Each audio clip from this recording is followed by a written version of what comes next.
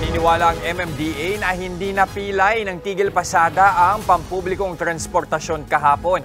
Pero taliwas dyan ang tingin ng Manibela. Nasa frontline ng balitang yan si Camille Samonte.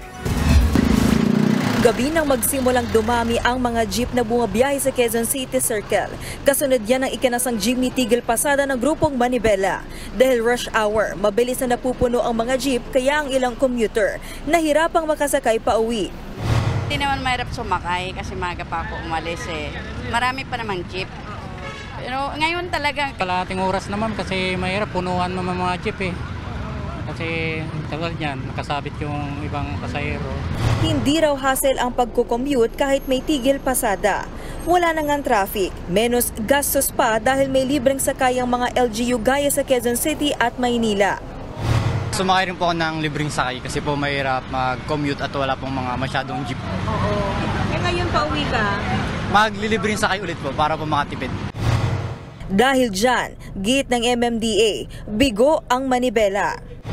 Kung ang purpose po ng strike ay i-paralyze yung public transportation, well, nabigo po sila. Pero kung ang purpose po nila ay mapansin, siguro po nagtagumpay sila doon sa ganoong aspeto. Taliwas naman dyan ang tingin ng Manibela. Unang-una yung nag-suspend ka, ano pa yung ipaparalyze namin? Tapos naglibreng sakay ka pa. Hindi ho ba katangahan to? May kumita na naman hubar hito. Kurap talaga kayo. Ibinalagbag din ng grupong Manibela ang kanilang mga jeep na nagdulot ng pagbigat ng trapiko sa isang lane sa East Avenue, malapit sa tanggapan ng LTFRB. Nabadtrip tuloy ang ilang motorista. Traffic boss, abala.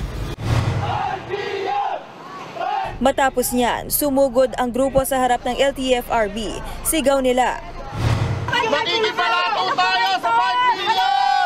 5 billion! ang tinutukoy na 5 milyong piso ay ang binunyag ng nooy nagpakilalang whistleblower na si Jeffrey Tumbado, dating opisyal ng LTFRB. Yan daw ang halagang kailangang bayaran ng mga operator para iligal na makakuha ng prangkisa, dagdag na ruta at special permit.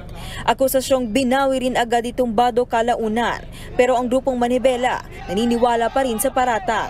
Kung binawi po ba, ibig sabihin wala ng korupsyon doon sa ahensya? At kung binawi po ba, ibabalik na po yung mga tinuturong korap na tao? Kaya pala kami iniipit, laging may deadline kasi nga may korupsyon.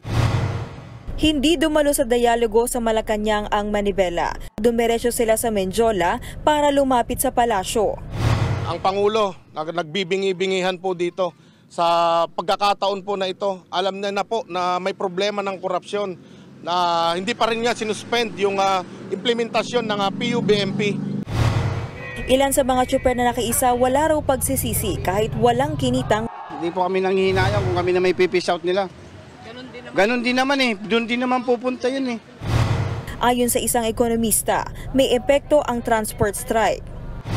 Impede yung movement ng mga tao and somehow lost forgone income or productivity na merong mga ganito.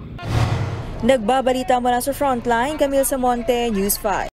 Mga kapatid, Lucy Cruz Valdez po, maging maalam at may pakialam sa mga napapanahong balita sa bansa. Tumutok at mag-subscribe sa News 5 social media pages.